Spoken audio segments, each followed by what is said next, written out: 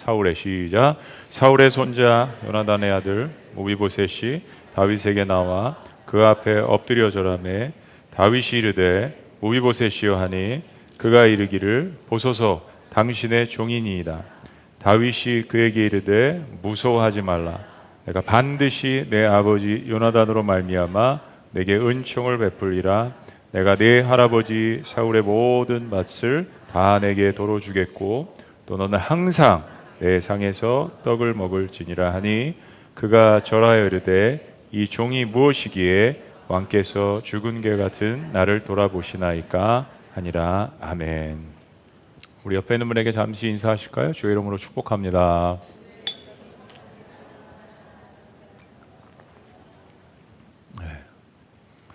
오늘 귀한 중창 찬양 감사합니다. 그냥 쓰신 그 자체가 은혜였던 것 같아요, 그죠? 하얀 옷을 입고 천사들이 앞에 나와서 귀한 찬양을 하나님 앞에 영광 올려드려서 너무 감사합니다. 은혜가 우리를 가르친다라는 어느 그리스도인의 고백이 있는데요.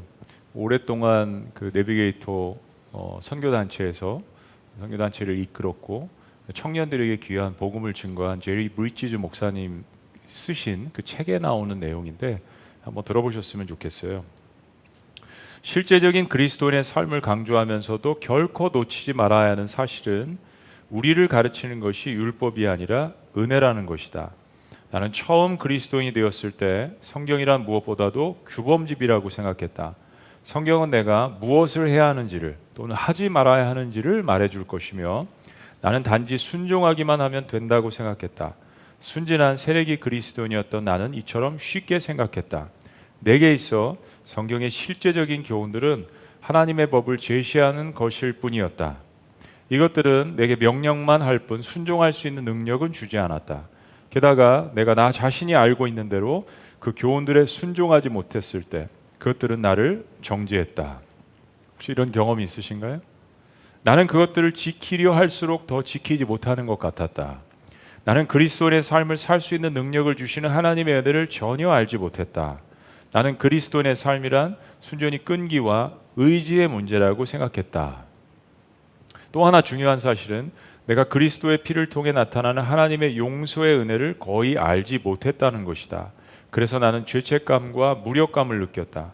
죄책감을 느낀 것은 내 삶에서 주의 패턴이 되풀이되었기 때문이고 무력감을 느낀 것은 그에 대해 아무것도 할 수 없었기 때문이다. 그러나 나의 경험은 특별한 게 아니었다. 사실 나는 이것이 새신자들만의 경험이 아니라 믿은 지 오래된 그리스도인들도 많이 겪는 거의 전형적인 경험이라고 말하고 싶다. 그러나 우리를 훈련시키는 것은 이거죠. 율법이 아니라 은혜라는 사실을 알아야 하는 것도 바로 이 때문이다. 여러분 구원은 철저한 하나님의 은혜로 받는 것을 믿으십니까? 내 어떤 업적이나 내가 쌓은 공로 때문에 구원을 얻는 것이 아니라는 것. 그럼 구원 이후는 어떻게 살아가야 되죠?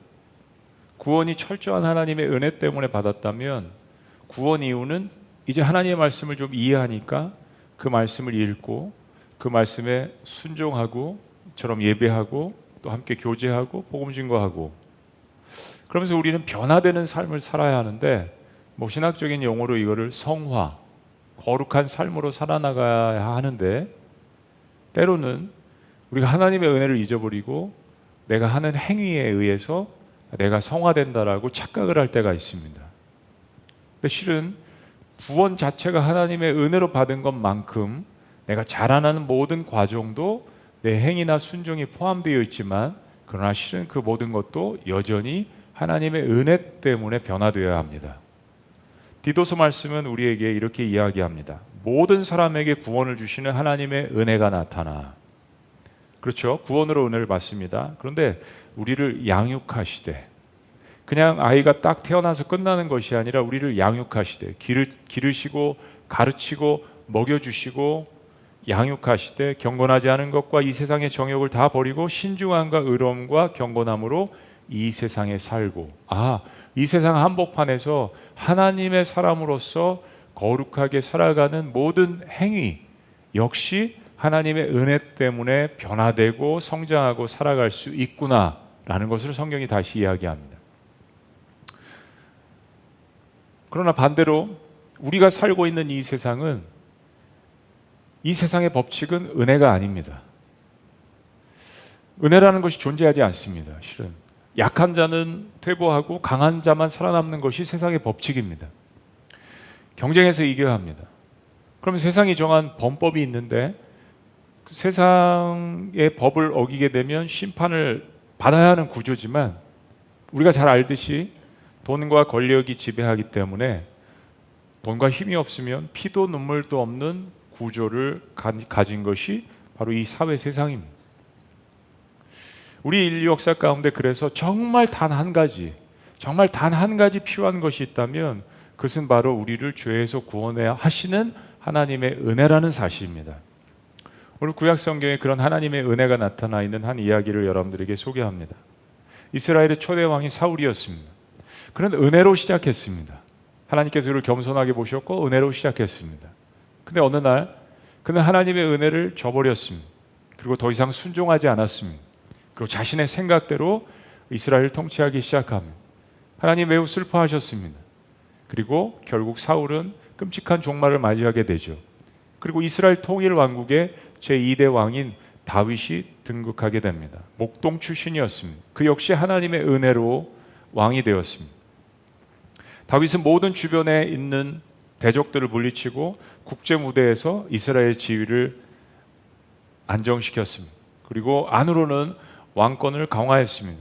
확실한 이스라엘 왕으로서 예루살렘을 통치하고 주변에 있는 중동에도 평화를 가져왔던 대단한 인물입니다. 근데 그런 태평 성대의 시점에서 다윗이 자기 자신을 지금까지 있게 한 사람의 은혜를 생각합니다. 1절 말씀입니다. 우리 다 같이 한번 읽어보시죠. 다윗 시작. 다윗이 이르되 사울의 집에 아직도 남은 사람이 있느냐? 내가 요나단으로 말미암아 그 사람에게 은총을 베풀리라 하니라. 다윗이 사울 왕의 종이었던 시바라는 사람을 불러서 사울 왕가에 아직도 남은 사람이 있느냐, 이 이야기는 거의 멸절을 했다는 이야기죠.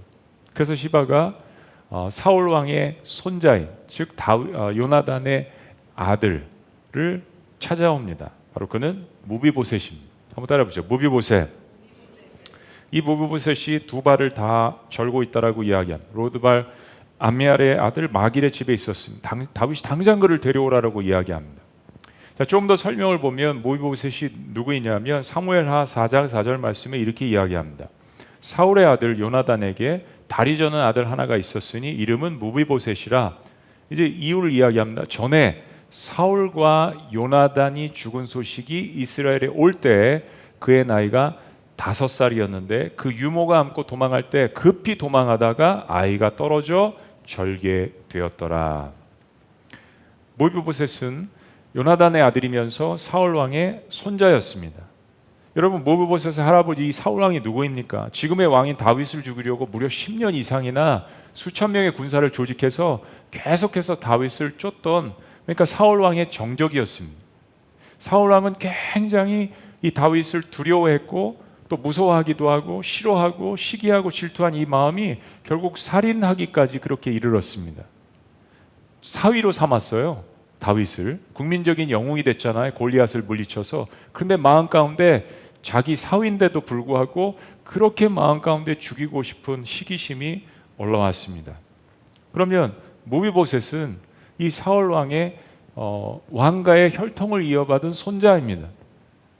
요나단도 죽었고 삼촌이 이스보셋도 죽었고 사울 왕가에 남은 사람이 없을 정도로 혹시 누가 남은 자가 있느냐라고 이야기한 것을 보면 살아남은 사람이 없었다는 이야기입니다. 무비보셋은 사울 왕의 유일한 왕통이었습니다. 그리고 정치적으로 보면 다윗은 안전한 왕권을 위해서 당연히 무비보셋을 제거했어야 맞죠.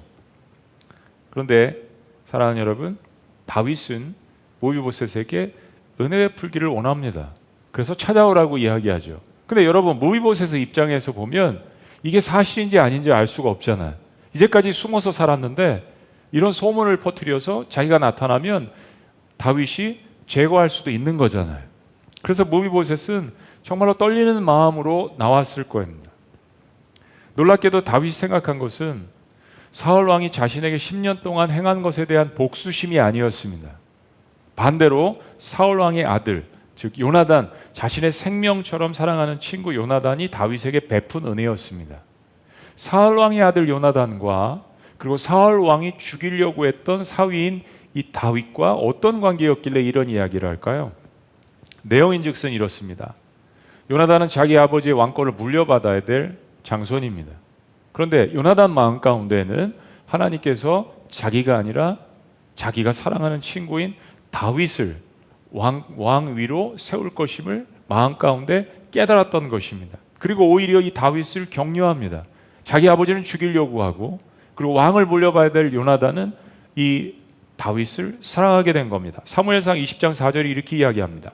요나단이 다윗에게 이르되 내 마음의 소원이 무엇이든지 내가 너를 위하여 그것을 이루리라. 참 남자로서 대단한 거죠.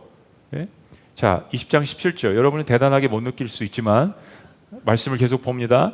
다윗에 대한 요나단의 사랑이 그를 다시 맹세하게 하였으니 이는 자기 생명을 사랑한 같이 그를 사랑함이었더라. 23장 17절은 다 같이 한번 읽어보시죠. 어떤 마음이었는지. 시작.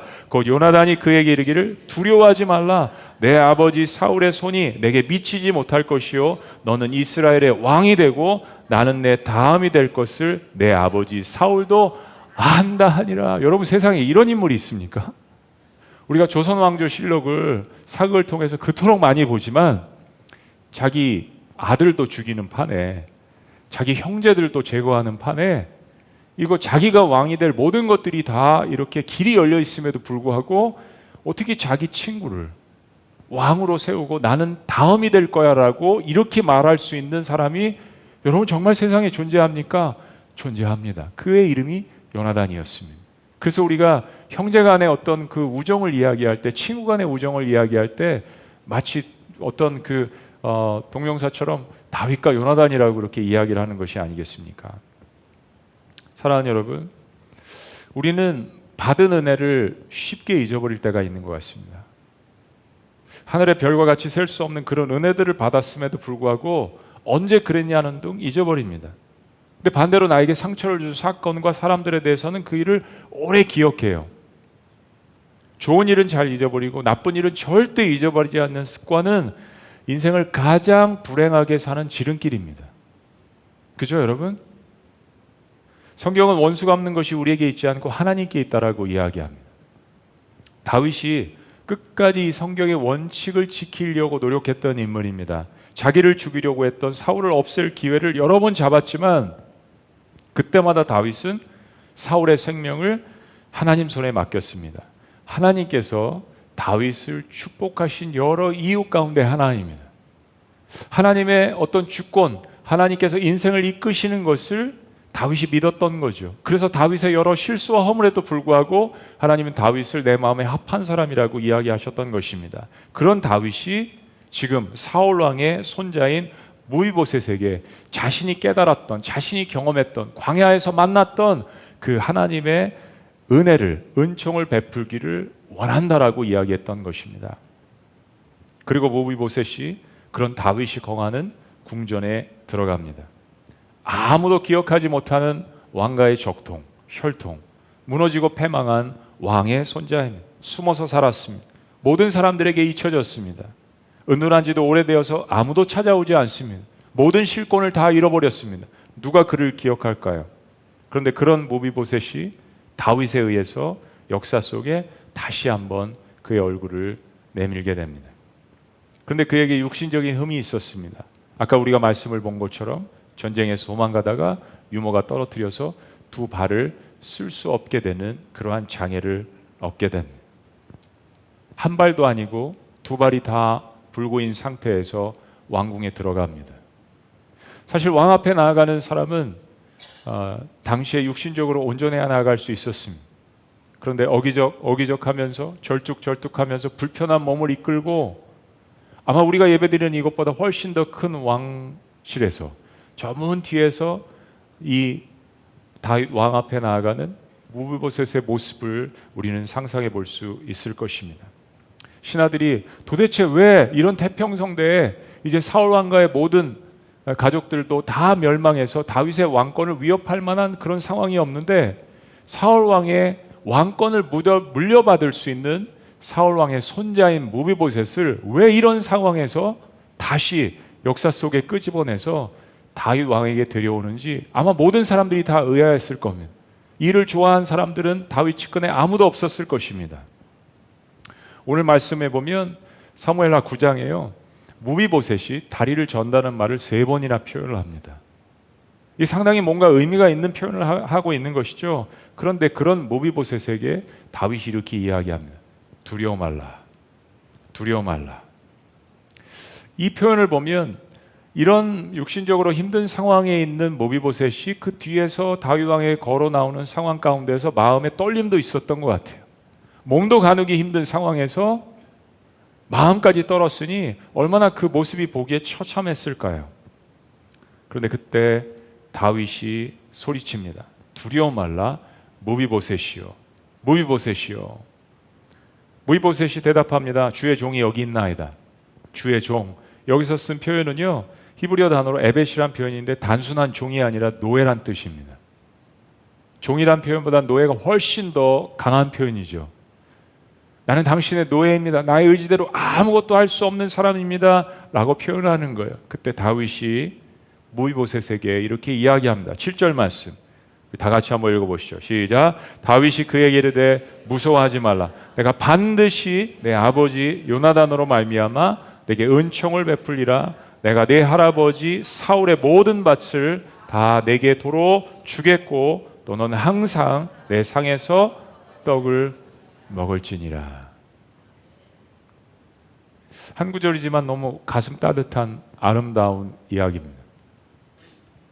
다윗이 지금 말하는 뜻은 사울이 가졌던 모든 재산을 무비보셋에게 다 회복시켜 준다는 이야기입니다. 근데 사실 이런 정도만이 아니라 재산을 회복시켜 주고 어떤 위치만 회복시켜 주는 것이 아니라 너는 이제부터 죽을 때까지 항상 내 식탁에서 식사를 같이 할 것이라고 이야기합니다. 여러분, 왕이요, 신하들의 어떤 지위를 회복시켜 줄 수는 있습니다. 근데 어떤 신하도 왕과 함께 죽을 때까지 식사를 하는 신하는 없습니다. 지금 다윗 왕의 이 제안과 축복은 너는 내 아들이나 마찬가지라고 이야기하는 것입니다. 모든 지위를 다 회복시키고 마치 왕의 양 아들처럼 그렇게 대우하겠다는 이야기입니다. 무비보셋이 자신에게 이런 대우를 해주는 것에 감격해서 이렇게 고백합니다. 8절 말씀 시작. 그가 절하여 이르되 이 종이 무엇이기에 왕께서 죽은 개 같은 나를 돌아보시나이까 하니라. 참 발음하기도 힘든, 그죠? 죽은 개와 같은 나. 여러분, 이게 무슨 뜻입니까? 유대 사회에서 죽은 개라는 표현은 가장 모욕적인 말입니다. 죽은 개. 그런데 무비보셋이 그래도 자존심이 남아있다면 왕가의 혈통이잖아요. 왕이 될 수 있었던 사람입니다. 근데 다윗 앞에 나아가서 하는 그 표현이 죽은 개와 같은 나에게 어떻게 이런 은혜를 베푸십니까? 역사 속에서 이미 잊혀졌으며 나는 아무것도 아니고 이미 죽은 목숨인데 어떻게 나와 같은 사람에게 이런 은혜를 베풉니까? 그런 개처럼 죽은 자의 삶이었던 무비보셋에게 다윗은 그의 식탁으로 초대한다는 이야기죠. 왕의 식탁으로의 초대. 오늘 말씀에 보면 이 짧은 이야기 속에 무비보셋이 왕의 식탁에서 함께 먹는다는 말이 4번이나 반복됩니다. 아까 무비보셋이 그의 다리를 절었더라는 표현이 몇 번이요? 3번 등장한다고 했습니다. 그의 연약함, 그의 처참함, 그 모든 것을 덮고 남는 하나님의 은혜. 무비보셋이 왕의 식탁에서 먹더라 4번 등장합니다. 우리의 연약함이 우리의 일상생활 가운데 반복될 수 있습니다. 그러나 그 반복보다 더 큰 하나님의 은혜가 더 반복적으로 우리의 부족함을 덮는다란 그런 시적인 표현이죠. 우리에게 질문이 있습니다. 그럼 왜 죽은 개와 같은 무비보셋에게 이런 생각지도 않은 엄청난 하나님의 축복이 임한 것일까요? 왜 이런 은혜가 무비보셋에게 주어졌습니까? 다윗은 3절에 첫 번째로 이것을 하나님의 은총이라고 이야기합니다. 다윗은 광야를 통과한 사람입니다. 우리가 이 말씀을 오랫동안 보지만 광야를 통과하면서 선한 사람이 될 수도 있고 광야에서 타서 죽을 수도 있습니다. 다윗은 광야를 통과하며 하나님을 발견했습니다. 그리고 거기서 하나님의 은혜를 체험했습니다. 그래서 다윗은 하나님의 은총을 무비보셋에게 베푼다라고 이야기합니다. 그런데 더 구체적인 의미가 있죠. 1절 말씀입니다. 내가 요나단을 인하여 그 사람에게 은총, 즉 하나님의 은혜를 베풀리라. 7절 다시 보면 다윗이 가로되 무서워 말라. 내가 반드시 내 아비 요나단을 인하여 내게 은총을 베풀리라. 이것은 다윗의 은혜가 아닌 자신이 광야에서 경험한 하나님의 은총을 이야기하는 것입니다. 그런데 그 이유가 바로 너의 아버지인 요나단이라고 이야기를 하는 것입니다. 자, 그럼 이 말을 깊이 한번 생각해 보시죠. 지금 무비보셋이 다윗의 이 은혜를 잊기 위해서 자기 스스로 한 것이 무엇입니까? 아무것도 없죠. 그러면 무비보셋이 뭘 했죠? 다윗의 왕권을 세워줬습니까? 군사를 막 이렇게 강력하게 키워서 다윗에게 주었습니까? 땅을 많이 사서 축적해서 다윗이 왕권을 잘 유지할 수 있도록 땅을 바쳤습니까? 왕을 잘 섬겼습니까? 무비보셋이 한 것은 다윗을 피해서 도망간 것밖에 없습니다. 다윗을 위해서 아무것도 한 것이 없다는 이야기입니다. 그런데 어떻게 무비보셋이 이 다윗의 엄청난 은혜를, 하나님의 은혜를 체험할 수 있었죠? 내가 반드시 내 아비 요나단을 인하여 은총을 베풀리라. 사랑하는 여러분, 이 이야기를 통해서 분명히 깨달아야 하는 것이 있습니다. 하나님의 은혜라는 것. 여러분, 신앙생활을 오래 하셨습니까? 교회에서 직분도 받으셨습니까? 근데 정말 하나님의 은혜가 내 삶 가운데 넘치는 경험을 하셨습니까? 저는 때로 청년들에게 그냥 직설적으로 십자가 관통한 삶이라는 표현을 쓴 적이 있습니다. 이 율법이 아니라 진짜 내가 했던 행위가 아니라 여전히 내 삶 속에 흐르고 있는 하나님의 은혜 때문에 내가 예배하고 신앙생활하고 섬기고 내가 여전히 살고 있다라는 고백. 정말 하나님의 은혜를 은혜되게 깨닫는 거. 정말 그런 마음으로 예배하십니까? 이 말씀 속에 첫 번째로 나타난 것은 무비보셋이 이 엄청난 은혜를, 왕권이 회복되는 거잖아요. 죽은 개와 같은 나에게 어떻게 왕권이 회복되고 사울 할아버지의 모든 재산이 복원되고 이해할 수 없는 거잖아요. 이해할 수 없어서 은혜입니다. 근데 무비보셋이 한 것은 아무것도 없습니다. 그게 은혜라는 겁니다.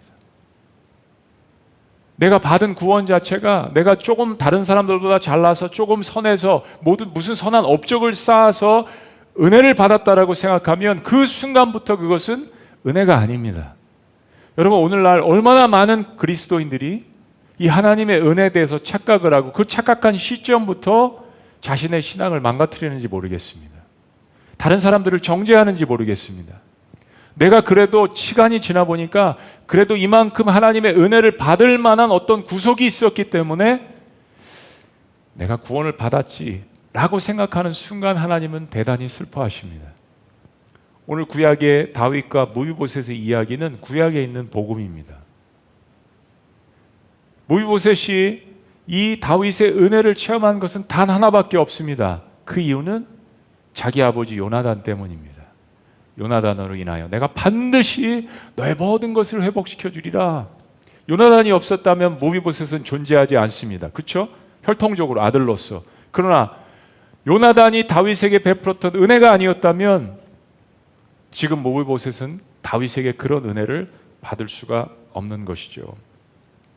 사랑하는 여러분, 로마서 5장에서 사도 바울이 율법적으로 살았던 그 삶 가운데 예수 그리스도를 만나고 다메섹 도상에서 하나님의 은혜가 어떤 것이라는 걸 깨달았습니다. 평생을 율법적으로 살았어요. 율법을 만들고 관장하고 사람들에게 가르치고. 그런데 자기가 일생 가운데 향했던 방향이 하나님께서 사랑하는 그 아들을 이 땅에 보내셨는데 그 아들이 세우신 교회를 핍박하는 일이었습니다. 사울아 사울아 어찌하여 내가 나를 핍박하느냐. 그럴 수 있다는 이야기예요. 그런데 그가 하나님의 은혜를 체험하고 모든 것이 바뀌었습니다. 그래서 은혜로 사는 사람이었습니다. 나의 나다인 것은 하나님의 은혜라. 그리고 로마서 5장에서 이렇게 고백합니다. 한 사람의 범죄로 말미암아 사망이 그 한 사람을 통하여 왕노릇하였은즉 에덴 동산의 역사, 우리는 정말 이거 싫어하잖아요. 나 그때 에덴 동산에 없었고 난 아담도 아니고 하와도 아니고 내가 있었으면 선악과 안 따먹었을 텐데 왜 하나님 우리의 조상이 그렇게 해서 내가 이 모양 이 꼴입니까? 우리의 불평이 그거잖아요, 실은. 사도 바울은 이걸 깨달았습니다. 그래서 율법을 막 지키려고 했고 율법이면 최고인 줄 알았는데, 행위면 최고인 줄 알았는데 그게 아니라는 걸 알았어요.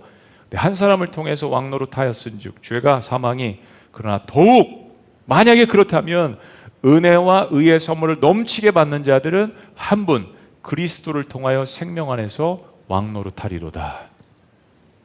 19절, 한 사람이 순종하지 아니함으로 많은 사람이 죄인 된 것 같이 한 사람이 순종하심으로 많은 사람이 의인이 되리라.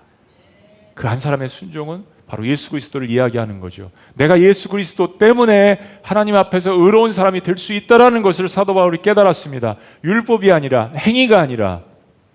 21절 말씀입니다. 다 같이요, 시작. 이는 죄가 사망 안에서 왕노릇한 것 같이 은혜도 또한 의로 말미암아 왕노릇하여 우리 주 예수 그리스도로 말미암아 영생에 이르게 하려 함이니라. 오늘 모비보셋이 다윗 왕에게 나아가는 모습이 우리가 주님 앞에 나아가는 모습일 것입니다. 주님은 인생의 어느 순간에 있어서 우리를 은혜의 자리로 부르십니다. 어떤 분에게는 오늘이 그 자리일 수 있습니다. 여러분 한번 이 장면을 다시 한번 생각해 보십니다. 모비보셋, 모든 사람들에게 잊혀지고 도망자고 몸도 장애를 갖고 있고 모든 것을 다 뺏겼고 그냥 평범하게 살았다 그런 일을 당했으면 그렇다고 칠 수 있지만 왕의 손자입니다. 모든 지위와 모든 권위와 모든 갖고 있었던 것을 다 빼앗긴. 여러분 우리가 하나님을 만날 때 우리는 모비보셋과 같은 상황이었습니다. 실은 그래야 살려달라고 이야기하죠. 그래야 하나님 앞에 자존심 내려놓고 무릎을 꿇습니다. 내 힘과 의지로 인생을 살아갈 수 없다라는 것 깨닫는 그 순간 하나님의 은혜가 임하는 것입니다. 근데 그때 우리가 한 가지 해야 될 일이 있습니다. 하나님께서 왕으로의 식탁으로 우리를 초대하실 때 저 문을 열고 주님 앞에 다가오는 것이죠. 우리의 마음 문을 열고 내 비참한 모습이지만 주변에 다윗의 왕의 신하들도 있습니다. 모든 사람들이 지켜볼 수 있습니다. 그러나 세상과 나는 간 곳 없고 오직 구속한 주만 보이도다라는 심정으로 오직 나만을 사랑하시고 나를 위해서 자신의 아들을 십자가에 못 박게 하신 그 예수 그리스도의 이름으로 왕이신 나의 하나님 앞에 뚜벅뚜벅 나아가는 것입니다. 이게 우리가 주님 앞에서 해야 할 유일한 일입니다. 그때 주님께서 우리에게 이야기하시죠. 사랑하는 아들아, 사랑하는 내 딸아, 내가 너를 축복한다. 두려워 말라. 성경 66권에 우리에게 가장 많이 위로하시는 말씀 가운데 하나인 반복적인 말씀, 두려워 말라. 내가 너와 함께 함이니라.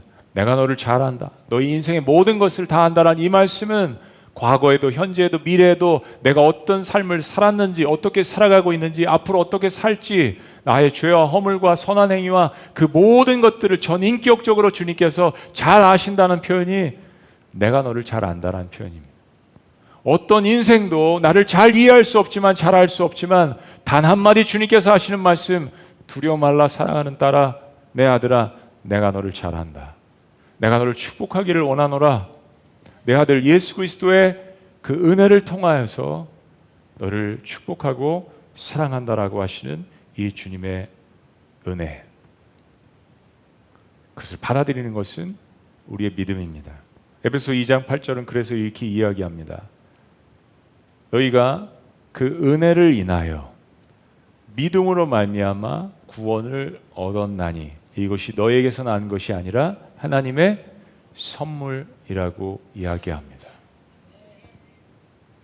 교회는 이 복음을 계속해서 선포해야 합니다. 그리고 이 복음을 날마다 누려야 합니다. 그리고 이 복음을 체험하는 감격 가운데 예배해야 합니다.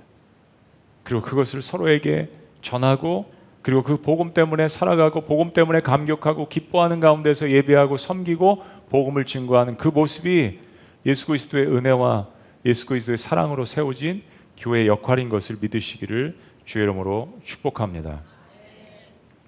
저는 이 말씀을 통해서 여러분들과 한 가지의 비전을 나누기를 원합니다.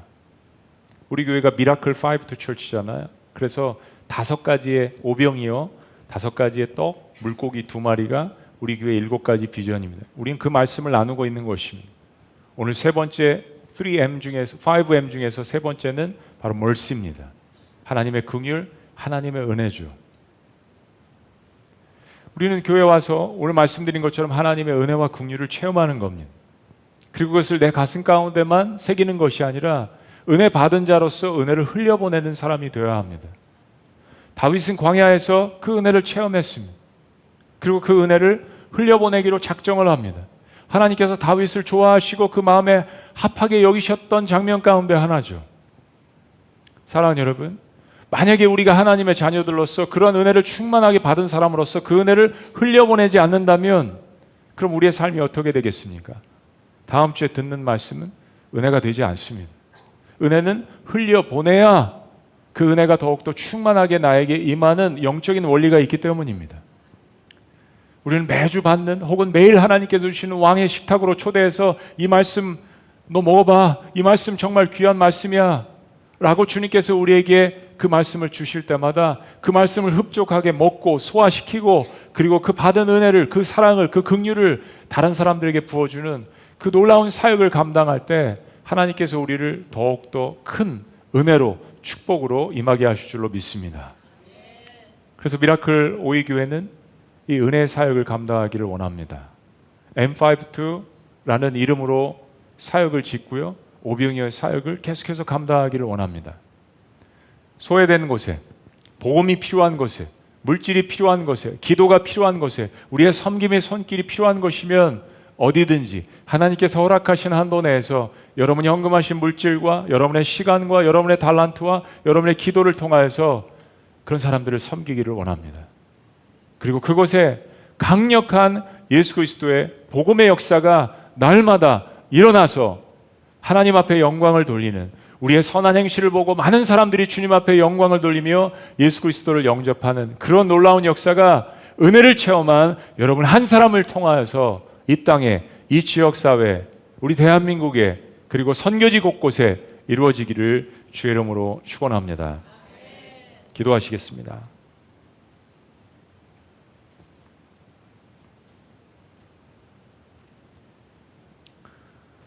사랑하는 여러분, 죽은 개와 같은 존재가 어떤 의미입니까? 어떤 모습입니까? 너무나도 비참한 모습이죠.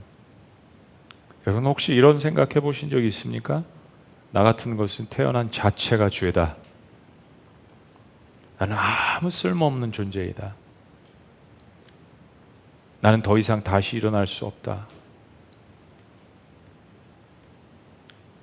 내 스스로 이런 생각을 하지 않더라도 때로 살아가면서 주변에 있는 사람들을 통해서 이런 이야기를 들을 때가 있죠. 정말 내가 쓸모없는 존재인가? 태어난 자체가 죄인인 것 같이 죄송하고 막연하고 막막하고 소망이 없는, 다시 더 이상 일어날 수 없는 존재. 그게 바로 무비보셋이었습니다. 사랑하는 여러분, 세상이 나를 죽이지만 하나님은 그때 일하십니다. 그때. 십자가는 가장 비참하고 실패하고 소망이 부재한 곳에서 일하기 시작합니다. 십자가의 능력은 완전히 죽은 곳에서만 일하기 시작합니다. 예수님께서 십자가에서 죽은 희생의 능력을 우리가 경험하려면 우리도 죽어야 합니다. 그 죽는다라는 의미는 지난 2주 동안 우리가 말씀을 깊이 본 것처럼 나의 삶의 영적 파산 상태를 인정하는 곳에서만 하나님의 은혜가 강력하게 역사합니다. 나는 죽은 것 같은데 오히려 하나님의 은혜가 더욱더 강력하게 임합니다. 하나님, 죽은 개와 같은 나를 돌아보시는 하나님의 은혜를 체험하기를 원합니다. 황무지와 같은 이 인생에 장미를 피우게 하시는 하나님의 역사를 경험하게 하여 주시옵소서. 모든 것을 다 잃어버렸다 하더라도 그리스도 안에서 나를 재발견케 하시는 그 하나님의 은혜를 체험하는 우리 모두가 될 수 있도록 인도하여 주시옵소서. 나 같은 것은 태어난 자체가 죄일 수 있다라고 절망 가운데 있는 하나님, 특별히 젊은 영혼들을 찾아가 주시옵소서. 그들을 기억하여 주시옵소서. 나 같은 것은 인생 이렇게 오래 살았는데도 쓸모없는 존재라고 생각하는 영혼들을 찾아가 주시옵소서.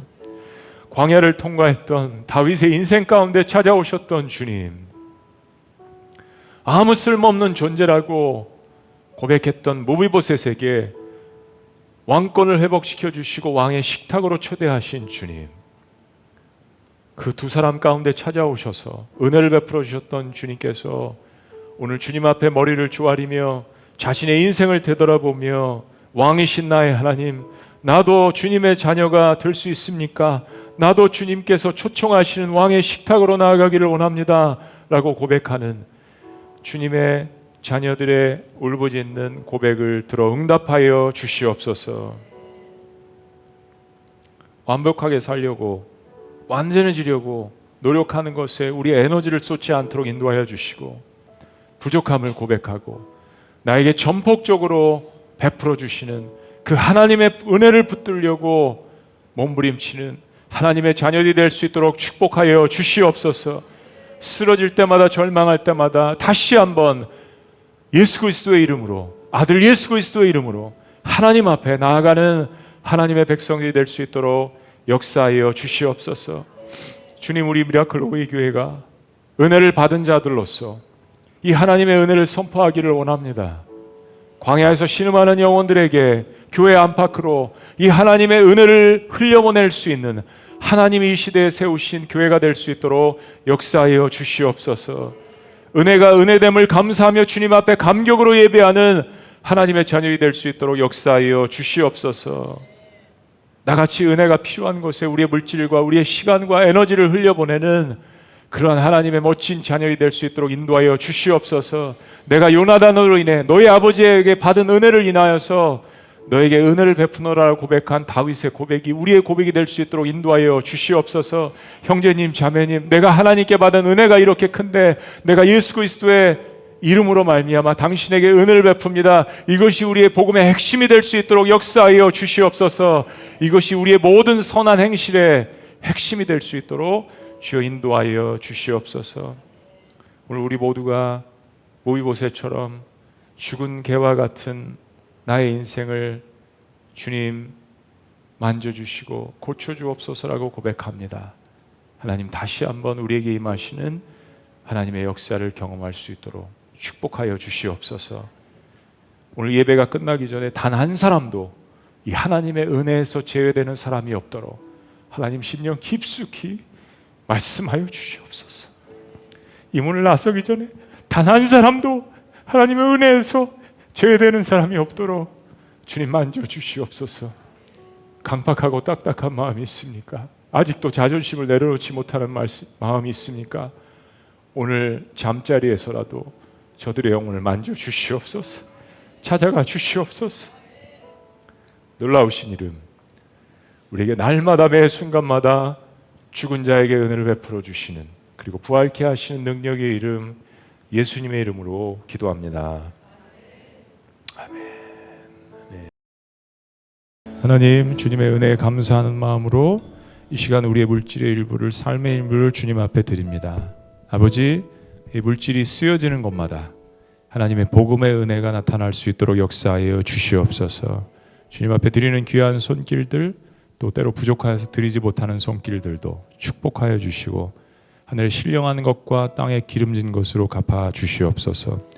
이제는 우리 주 예수 그리스도의 은혜와 하나님 아버지의 극진하신 사랑과 성령님의 감화, 교통, 역사하심이 개와 같이 죽은 자에게 베푸시는 하나님의 은혜를 깊숙이 나의 삶 가운데, 심령 가운데 체험하며, 그리고 하나님을 사랑하며 예배하고 내가 받았던 이 은혜를 흘려보내기를 원하는, 주님 앞에 고백하는, 사랑하는 모든 M52 교회 성도님 위에, 그리고 이 말씀을 듣는 모든 하나님의 권속들을 위해 지금부터 영원토록 함께 하시기를 간절히 축원합나이다. 아멘.